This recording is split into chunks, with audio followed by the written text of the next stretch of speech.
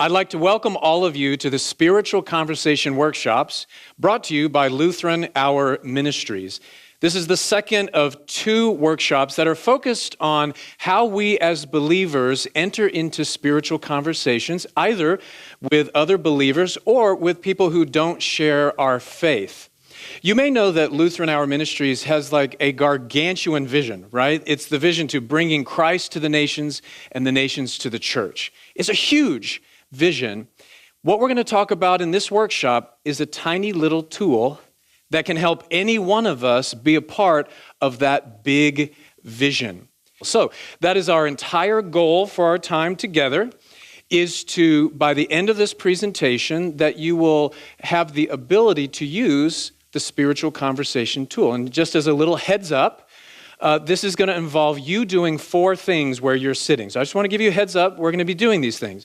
Number 1, I'm going to ask you to identify a non-Christian in your life, someone who does not share your faith. Number 2, I'm going to invite you to discern something about their spiritual posture. Number 3, we're actually going to have time where we pray for those people. And then finally, we're going to come up with, this is going to sound intimidating, but trust me, it's not, a conversation plan for your interactions with them. Now, why would we spend time learning a tool and developing a facility with this tool? It's because all of us, every believer, no matter your station in life, whether you're extroverted, introverted, all of us, one time or another, wind up here. This is what I call the spiritual conversation dilemma. This is any time that a believer is with someone who doesn't share their faith, and the Christian wants to talk about their faith. They want to be in conversation, but they really don't know what to say, right? Which we've cleverly illustrated with this, what do I actually say? That's a spiritual conversation dilemma. I was in one of these a couple months ago. In fact, I was driving. It was in the morning. I was heading to my favorite breakfast place, and I was freaking out. Not because I wasn't sure how good the breakfast would be. The breakfast there is always wonderful. But because I realized as I'm driving there, I'm going to meet with someone I've never met before. They don't share my faith.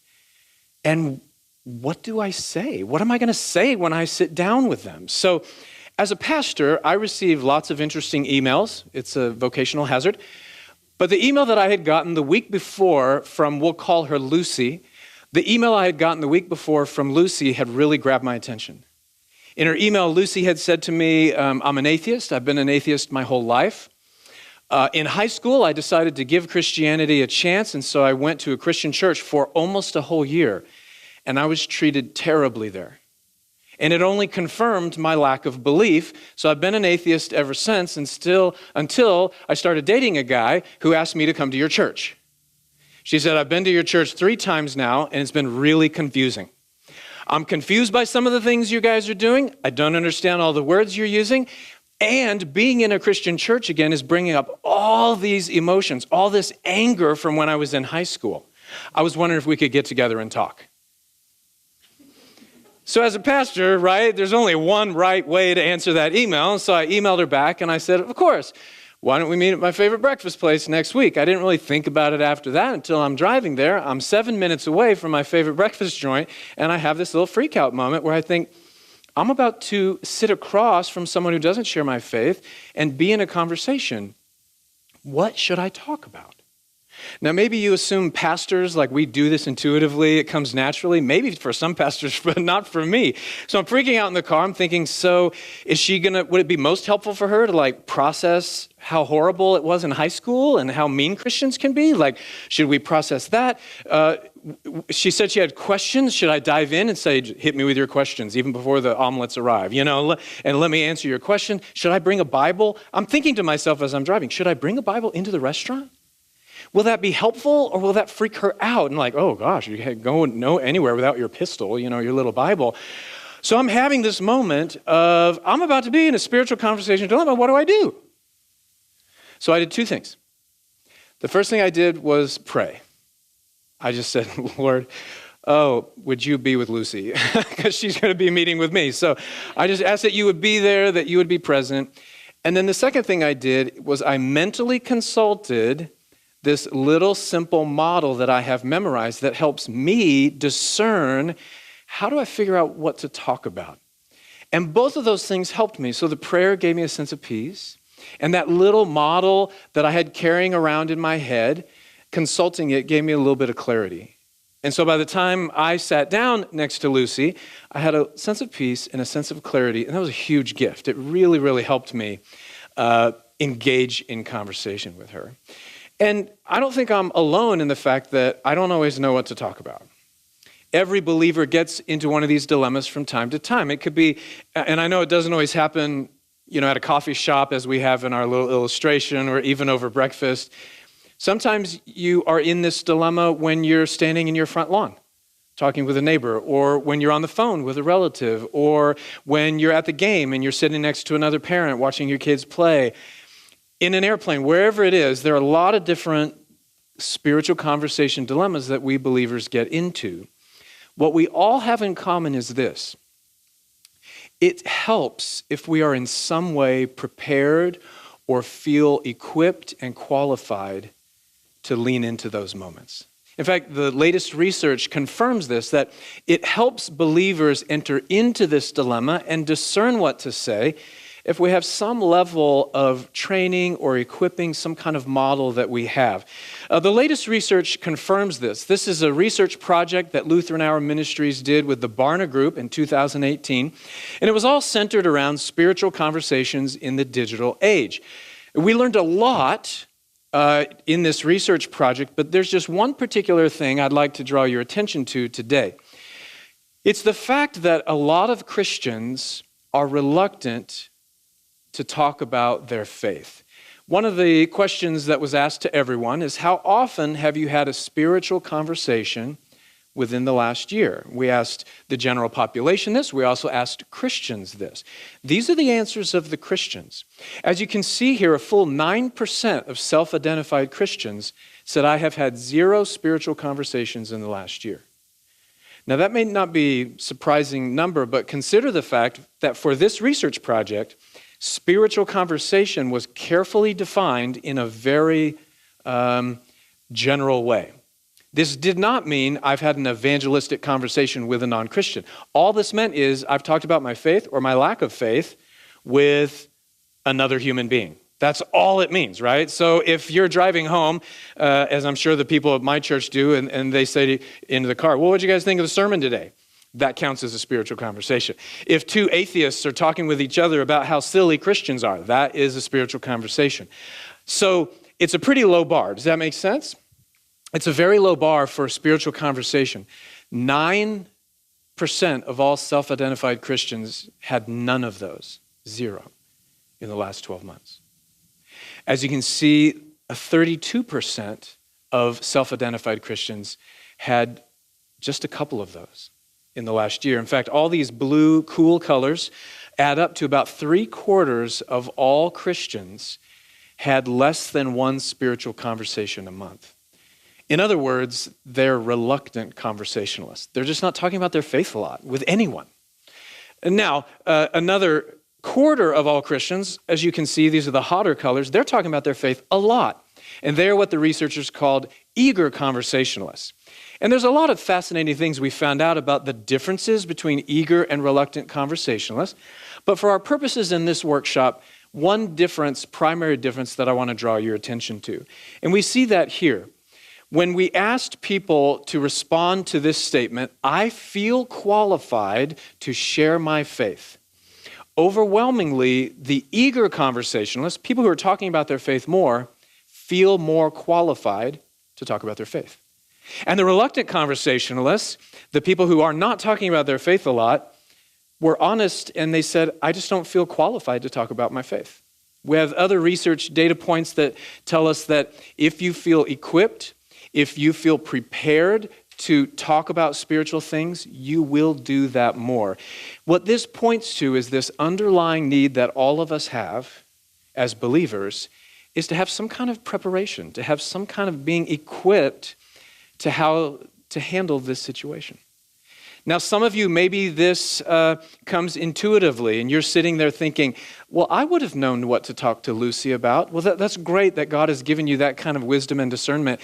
For me, I have to work at this, and I have to have empathy and discern. I need tools to help me figure out how to talk about the right thing and when to talk about what with the non-Christian in my life. So that's why we developed the simple model that we're going to go over. It is a simple model, but it's not simplistic. It's based on research. It's based on time-tested conversion models. We've consulted with leaders and practitioners who do this kind of thing all the time. So it's not simplistic, but it is simple enough that I carried it in my head when I was driving my car. And I think by the end of the workshop, even if you're not trying to memorize it, right? Even if you're sitting there like, I defy you, I will not memorize this model. I think by the end of the workshop, you will accidentally have it memorized. It's that simple. And so before we get to the model, and I'm about to get to the model, but before we do, I want to keep this from being like just a theoretical kind of exercise. And so here's where I'm going to ask you to take this first step. I would like everyone who is a part of this workshop to identify one person in your life who does not share your faith that you have conversations with from time to time. So I don't want this to be general. I don't want you to think, oh, I have so many. I'll pick one. And so everyone think about it, and I'd actually like you to write their name down.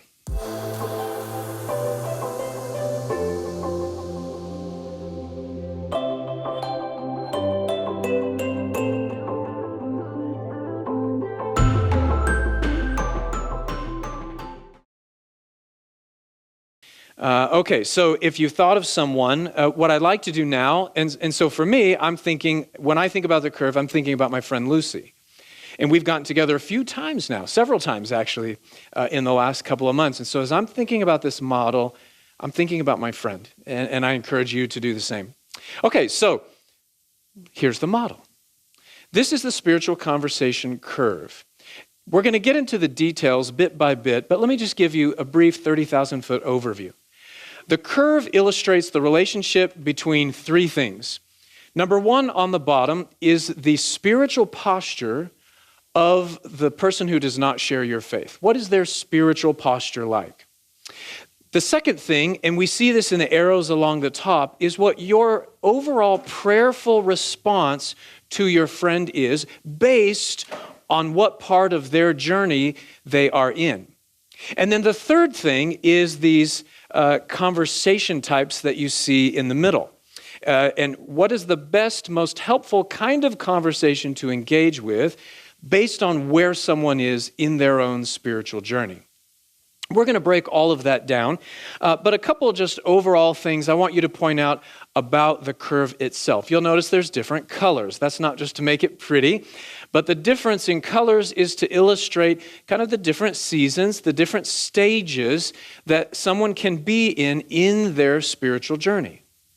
You'll also notice that there's a shape. It's not just in the shape of a rainbow, for example, but it's in the shape of a curve. The shape of it is to indicate the different dynamics that are in play at different stages of someone's journey. So, for example, briefly, when you are relating with someone who is unreceptive, that's this blue area, when someone who's unreceptive to the Christian faith, sometimes it can feel like walking uphill, right? Trying to gain a hearing, trying to build trust with them. It can feel like you're doing a lot and there's very little fruit. Maybe it feels like it's not going anywhere. That's why we've illustrated that as kind of being uphill. If you're a conversation partner with someone who doesn't share your faith, but they're receptive to the Christian faith, they're open to hearing something about Jesus and the Christian faith, there's something that happens. There's like a tipping point when you bring Jesus up in your conversation. It changes the tenor. It changes the dynamics of the conversation when you bring up Jesus with a receptive non-Christian. And so we've indicated that by kind of the top of the hill here, that something changes at that point. And so what about this orange downhill part? Does that mean that when you're in conversation with a non-Christian who's actively seeking, that it's easy? No, it doesn't mean that, because it's not necessarily easy at all. But there is a sense of urgency when you're relating with a non-Christian who is actively seeking. Christians can only seek, or non-Christians can only seek so long. It is exhausting to be a seeker. It is exhausting to be actively considering totally changing your worldview and giving your life over to God. And you just can't stay there forever. Either at some point you'll become a Christian or you'll revert back to being receptive or maybe unreceptive. Because of that fact, there is a kind of urgency when you're interacting with someone who is actively seeking. And so we've illustrated that with kind of this downhill illustration at the end. One thing that's worth pointing out is that it's very, very rare for a single non-Christian and a single Christian to be conversation partners all the way through this journey. Does that make sense? So it's very rare that me and my friend, like they're unreceptive and then I walk with them in life and we have conversations and eventually years later they're receptive and then years later they become seekers and then years later they become a Christian. That's actually very rare. It happens. But more often than not, what the research tells us is that for every new believer, for every person who's like, man, I've come to faith now and they're dripping wet from their baptism, for every one of them, they can usually point to around 6 to 8 Christians who've been a key part of their process. And so the trick isn't like, boy, how do I get someone all the way through this process?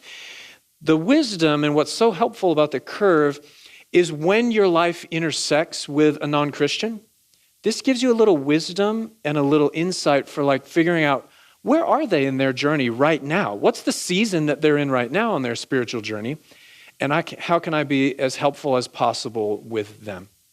Okay, I know that's I did that kind of quickly. I used words I haven't defined. I get it. And maybe some of you are sitting there going, I thought you said it was simple. This looks complex, and wouldn't it be easier? Can't you give us like some kind of phrase to memorize that we can just burp out whenever we're talking to a non-Christian? Or even better, can't I just avoid conversations with non-Christians? Is that an option? I'll take door 3, never have a spiritual conversation dilemma. Well, it's worth leaning into figuring out how to adapt our conversation to where someone is, because we're actually called as Christians to do that. So God in his word, he not only clarifies, you are my witnesses, like I want you to talk with other people about me, whisper about me to other people. But God in his word actually gives us wisdom for how to do that, how to go about it. So, for example, one place is in Colossians where we have these verses where Paul is writing to Christians in Colossae, and he's writing to them about how to talk about Jesus with people who are outside the faith. And so I want us to read this together and kind of, I think you'll see a little bit that actually Paul's calling us to do this kind of discernment. So would you read it with me? Let's read it out loud together.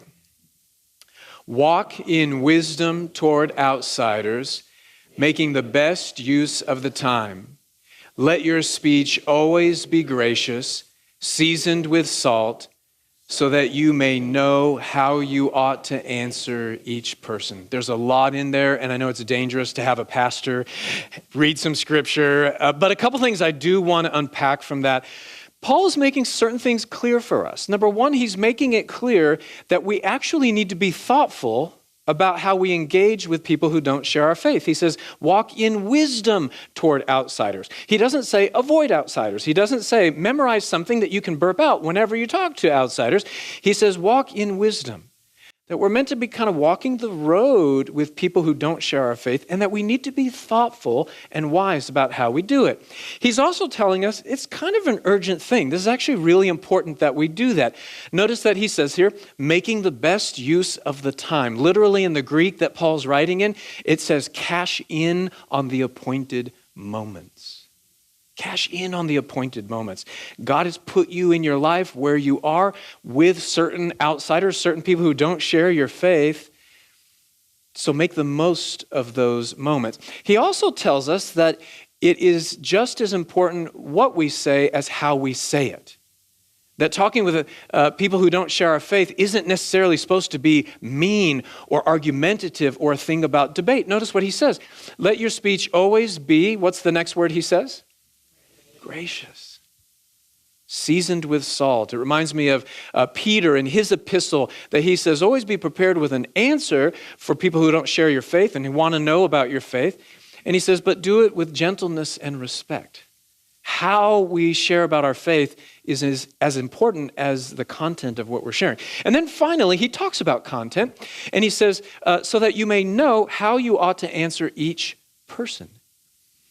Walk in wisdom. Be thoughtful about it, not so that you have some memorized thing that you lob at any non-Christian who comes near you, but that you know how to answer each person, that you have a sense of where they are and how to go about answering them. If you're sitting there going, well, I don't know how to do that, then that's what the spiritual conversation curve is all about, to help us be thoughtful about how to do that in our own relationships. And in fact, this is exactly, Paul not only encouraged us to talk about the faith in this way, this is what he did as well. Here's Paul. I don't know if you know, he went to coffee shops quite a bit. Actually, he didn't, but we've done this anachronistic drawing to illustrate the fact that Paul had lots of spiritual conversations with people who didn't share his faith. And the interesting thing, he had to figure out what to say, right? What do I say to them? And I've illustrated in his thought bubble what his posture was. I will graciously adapt my spiritual conversation to the actual person I'm talking to. And Paul modeled this for us. He figured out how to answer each person. So for example, in Acts 13, we read about Paul was in a synagogue. He was talking to a bunch of Jewish people. And so he talked to them about Jesus, but he did it in a really Jewish way. He used their language. He used references that they understood. He quoted from their Hebrew scriptures. So he talked to them in a way that fit where they were in their spiritual journey. But fast forward, just flip Acts one page and go to the 14th chapter of Acts, and Paul's hanging out with a bunch of pagans. They're Gentiles. They're not Jews at all. And Paul has a spiritual conversation with them, but he does it in a very different way. Again, it's in your Bible. Read in Acts 14, and you'll see that Paul, he doesn't reference the Hebrew scriptures. He doesn't talk about the Abrahamic faith at all. He talks about things that pagans at the time understood. He talks about the weather. He talks about how rain comes. He talks about crops and all that sort of thing. Paul speaks in a very Gentile way when he's talking to Gentile people. He summarized his own posture for spiritual conversations in the 9th chapter of 1 Corinthians. He said, I've become all things to all people so that I might save some. I'll become a Jew to the Jew. I'll become a Gentile to the Gentile. He graciously adapted his conversation to match where his conversation partner was. Now, where did Paul pick up this wisdom? We didn't do it, but we could put Jesus in the same illustration, right? Jesus was the ultimate at graciously adapting to the people he was talking to. In other words, he was God come in a human form so that he could talk to humans. And you ever notice Jesus had lots of spiritual conversations? Obviously, that should be patently obvious. But have you ever noticed that he approaches them differently, right? And so sometimes he's really tender when he's talking with someone who has lost a dear one in their life and who's very vulnerable. But then he talks really harshly when he's talking to stubborn people who are entrenched in their own way of thinking. Different type of conversation based on who he's talking to. Jesus at one point had some people following him. They were like tentative. They're following along behind him. And so he invited them with this kind of playful, well, come and see. Come hang out with me. But when he was talking with Peter, who was ready, he didn't say, come and see, come and hang out with me. He said, come and follow me, and I will change what you do for a living. Why did he approach people in different ways? Is because he was graciously adapting to the actual human beings he was talking to. Isn't that like refreshing and wonderful? That's what the spiritual conversation model is all about. Now, this means that we ought to do the same thing. That we try to figure out, how do I walk in wisdom with the people in my life that don't share my faith? How do I do it graciously? How do I figure out how to answer each person?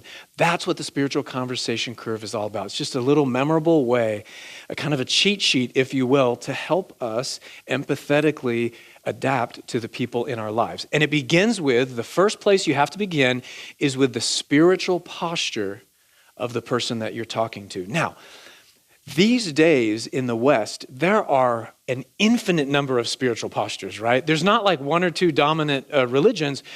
There are so many different spiritualities, different faiths, and so there's thousands of different spiritual postures people can have. That's part of what makes it fascinating and interesting to be alive right now. But relative to the Christian faith, relative to the gospel, most non-Christians fall into one of three basic postures relative to the gospel itself. There are those who are unreceptive to the Christian faith, that they're not interested in it at all. There are those who are receptive, right? So they're like, I'm open, I'm willing to hear a little bit. And then there are those over there in the orange who are actively seeking, right? They're leaning forward like, I want to figure this out. I have some specific questions that I want answered. And so we begin by discerning, where do I think my conversation partner is? And so I'd like you to think of that person that you thought of earlier. And I know we haven't really defined these. We're gonna get a little more in depth. But I want you to think, for the name you wrote down, what's your first guess as to which of these spiritual postures they're in? Unreceptive, receptive, or seeking. So like with Lucy, as I'm driving in the car, I'm thinking, she's been an atheist her whole life, and I'm a pastor. She was treated terribly by Christians. She has, I think maybe she's unreceptive. Like my first pass was, she's probably kind of someone who's unreceptive. So I'd like you to take time right now, where you're seated, put a little bit of empathetic thought into the posture of your friend who does not share your faith.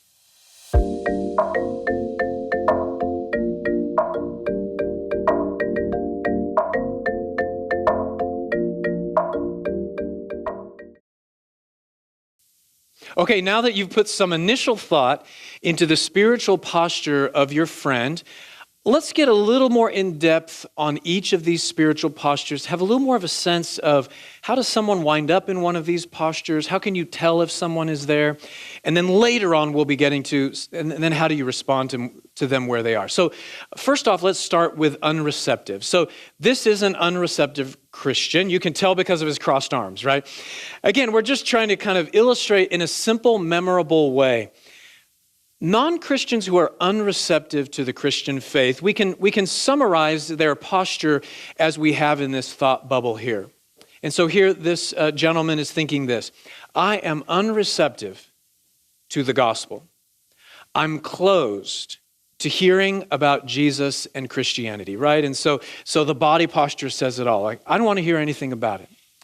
Now, how do some people wind up in this kind of posture? There are actually lots of really good reasons why people who aren't believers wind up unreceptive to the Christian faith. Maybe they have had a negative experience, like Lucy, like my friend Lucy, right? Maybe they've been treated bad by a church, or even maybe it's just by one Christian.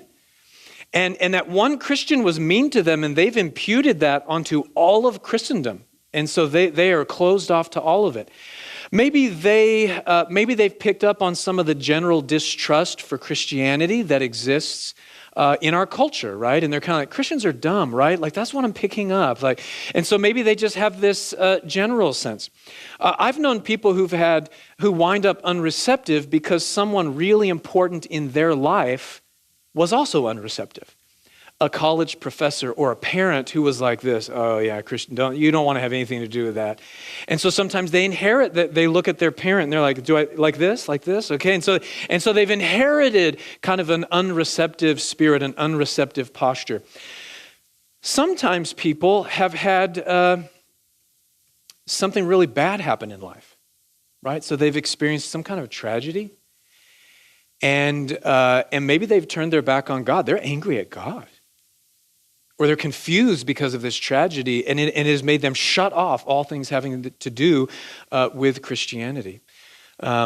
Various reasons why people find them, maybe they are a happy adherent of a different religion, right? And so a Buddhist who is happily practicing Buddhism, and because of that, they have no interest in another.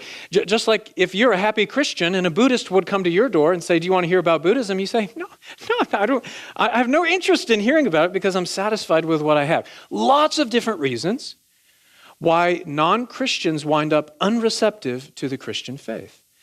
Now, how do you tell if your conversation partner is unreceptive? Like, what are some of the tells? What are some of the ways? Like, they don't always cross their arms and have a little scowl like that. I mean, that would be helpful. I mean, sometimes it's obvious, right? If they're like negative about Christians or Christianity, or they say things that make it really clear. I remember I was giving a talk at the University of Colorado in Boulder, Colorado one time, and this guy came up to me afterwards and he says, "I just want you to know, I didn't hate everything you said." And, and I thought, I mean, part of me is like, thank you. Like, I think you said that like that was a compliment, but it was kind of a data point for me. Like, I bet you're unreceptive. Like, if you came in thinking, I think I'm going to hate everything that's said, that's a tell, right? That maybe that's someone who's unreceptive. So if they're negative, if they tell jokes about Christians, if they, sometimes you can tell someone's unreceptive. Maybe they're not verbally abusive, or they're not verbally like, you Christians are, you're silly, but there's a kind of a coldness that they can have when Christian topics are brought up, or when they find out you're a Christian, they can kind of clam up and get very cold. And you can kind of feel that kind of radiating off of some people. Maybe you can tell because maybe you invite them to something like, hey, my church is doing blah, blah, blah. And they don't just decline, they decline. Right? And so it's sort of like, yeah, no. And they don't even let you finish. And you can just tell with how they're saying no, there's some extra coolness to it. There's some extra ice with it. And so these are some of the tells that we can have of like how people wind up as unreceptive to the Christian faith. Now, so when I got together with Lucy that first time, right? So I'm freaking out in the car. We park, we meet I didn't even know what she looked like, right? But it's like, who looks like an atheist, who like has questions, So we find each other, we sit down, and as we're having conversation, like I'm assuming that she's unreceptive. But then I started getting a different feel from her. She was warm about me being a pastor and like, thank you for being willing to meet with me. And she was sharing about some of what she had done, or some of the thoughts and feelings she had while in our church. And so I started to kind of get a sense of like, I actually think maybe she's receptive. That she's not like this. I mean, she's got anger, she has some different things, but there was a warmth to her that made me go, I think maybe you're receptive. And that is the second type of person, is someone who's receptive. And you see this person here, her hands are here. She's not like way aggressive and taking notes, but there's a kind of receptivity to how our cartoonist, our illustrator, positioned her as someone who's receptive. And the posture of a receptive non-believer is kind of illustrated or kind of put in the thought bubble here. I am receptive to the gospel. I'm open to hearing about Jesus and Christianity. And so there's this openness. There's this willingness to hear. Like maybe they're not asking questions. Will you tell me about the Christian faith? But they're open to hearing about it. Now, even in our postmodern, post-Christian age, there are a lot of non-Christians who are receptive to the Christian faith. How do people wind up receptive? How do they wind up where they're open to hearing more? Well, maybe they have not been hurt by a church or by a Christian. And so they've never had a negative interaction, so they're open. Or maybe they've had some negative interactions, but they also have had one Christian who's been really kind to them and really nice to them. And in fact, maybe they've been so nice to them and so helpful in their life that this non-believer is saying, like we're becoming friends. And you know how when you become friends with someone, you get to know what they're into? You know how that happens? And even if you have to feign you're not feigning an interest. Like if it's a show, you're like, I'm not into that show, but like you're becoming my good friend and you're way into that show. So what was the latest episode like, right? Because you're friends, you do that. And sometimes that happens with non-believers where they're like, we're becoming really close and I know like you're kind of really churchy, right? You do churchy things. What's church like these days, right? They'll ask questions because they trust you. Maybe they are someone who doesn't buy the kind of cliched, the kind of tropes about Christians being silly that we can have in our culture from time to time. Maybe they don't buy that and they're like, I wonder what Christians are really like. Maybe they are a member of another religion and they're kind of discontent with it. they're kind of dissatisfied, right? So they're a Buddhist, but they're like, Buddhism isn't working great for me. It's leaving some hungers inside me. It's leaving some holes inside of me. And so that can make them receptive to be learning about another faith as well. Lots of different reasons why people can wind up receptive. How do you tell if someone is receptive? I mean, if it's helpful if they have a coffee mug held gently in their lap, but a lot of this is by like what happened with me and Lucy, right? So there was a warmth that she had. She was showing something of an interest and a willingness to hear about my faith, my story in life. Sometimes people have always been a little curious about the Christian faith, but they've never known a live Christian who wasn't mean, who they could talk to about it. But your friendship with them has made it, where I can do this. And so maybe you notice they ask about you a lot. They ask about your experience. That can be a tell. If someone is receptive, you can tell maybe they say, yeah, I will go to that thing that your church is doing. Or maybe they turn down the invitation, but they do it kind of warmly. There's not as much ice with it. Like, I'd be interested, but I actually do have something this week, right? So even how they say no to something can tell you. Sometimes if someone comes to an event, and they linger a little bit more afterwards, or maybe there's a conversation that they're in and some Christian-y topics come up, and they linger a little bit, that can also be a tell that I think they're receptive. They're open to hearing about these things. Now, finally, we have the third posture, and after we go over this one, I'll have us reflect on the people that are in our lives. Sometimes there are non-Christians who are in a different position. They have a seeking posture. Notice how this guy's like leaning forward. He's got his coffee mug, and he's like wanting to figure some stuff out. This is the posture in the thought bubble here of a seeking non-believer. I am actively seeking clarity about the gospel. I have some specific questions about Jesus and Christianity. Non-believers who are seeking are on a quest. They want to figure some things out. They have specific questions. Oftentimes, they want to come to a conclusion. Like, I've been checking this out. I want to come to a conclusion. Is it real or is it not real? And I have some questions I need answered before I can do that. How do people wind up in a seeking posture like this? A lot of different life things can happen to have someone wind up in a seeking position. Maybe they are a naturally, spiritually curious person. And they're just curious about the world, and so they're curious about Christianity, and they're trying to figure it out. Maybe they've been holding in these questions that they've been developing over time, and they finally have a trusted Christian that they can talk to, and so they're like, great. It makes them lean in and say, okay, I have another question also, and I have another one. Are you okay? Is it okay if we keep talking? I have a fourth question. Maybe they are someone who has had an inexplicable spiritual experience. Maybe they went to a churchy thing, and God did something in them, and it freaked them out a little bit. And they want to, what happened to me? Right? They maybe have an inexplicably beautiful experience with God, and that makes them lean forward like, wait, so God's real? Okay, what's he like? Like, I felt like I interacted with him. Sometimes people who have had to face their own mortality become spiritual seekers. Maybe they had a health thing in their own life, or maybe they lost a loved one. There's something about mortality that makes you lean forward and ask spiritual questions. Lots of different reasons, wonderful reasons why people can wind up as seekers. And the way you can tell, again, it's similar to what we've already been talking about.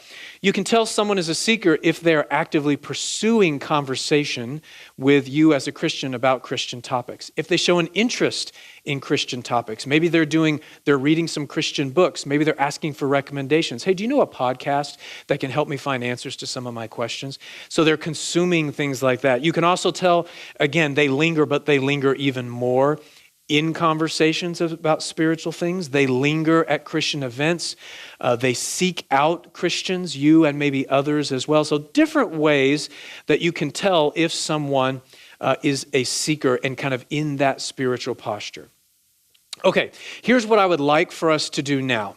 I would like you to put a little bit more thought into the person whose name you wrote down earlier. But here's how we're going to do this. In your packets, you will have gotten a little card. It looks like this. You don't have to open up the card yet. This is what we call, cleverly, the curve card. This is a curve card. I want you to just turn it onto the back, And you'll see a place on the back where it says blank's posture toward the gospel is. And what I'd like you to do is write down the name of the person that you're thinking of. Write their name down right there. So I have Lucy's real name written down on this card that I've been carrying in my wallet for 2.5 months now. So I'd like you to write their name down. And then in a moment, I'm going to qualify this for a second. In a moment, I'm going to want you to check, after having heard a little bit more about the different postures, what's your best sense of what their posture is? And then I'm going to have you, in a moment, not yet, I'm going to have you write down some details. What are some things that make you come to that conclusion? What are some data points that you have? So for me, for example, when I first filled this out for Lucy, I wrote Lucy's name. I checked, by the end of the first breakfast, I checked receptive. And then I wrote down some different things that she had said, things she had mentioned in the conversation that led me to think that. Now, I want you to do this, but first I want to deal with an emotion you might be feeling right now, which is it weird to write down someone's name on a curve card? Does this make them like a project that I'm working on? Is there something ingenuine about that? And what I have to say is no. If you don't want someone to be a project, don't have them be a project. If you're someone that you intuitively have wisdom about how to walk with someone and you know exactly how to meet them where they are in their spiritual journey, more power to you. But for many of us, I need help. I wrote Lucy's name on here and put thought into where she was because I want to figure out how to be as helpful for her as possible. I wrote things on this card because I don't have a great memory, okay? So maybe this is just me, but I wanted to remember and honor and dignify the conversation we had and all the things that she had said to me by not forgetting them and by being thoughtful about them and how to respond to them. And so do that in that spirit. You're not going to show this card to anyone else. You're not going to show it to them necessarily. This is for you to try to be faithful and respond to the biblical call to graciously adapt to people in your life. So in that spirit, go ahead and write their name down. And then I want you to choose one of the 3 areas that you think is best. If you're debating between 2 of them, start further left on the curve. It's always easier to find out you were wrong and catch up to where someone is than to have assumed too much and have to go, oh, sorry, you're unreceptive. I take all of that back. So if you're not sure, assume left. So let's take some time to go ahead and fill that out, and then I'm going to have you share those with some people near us in a moment.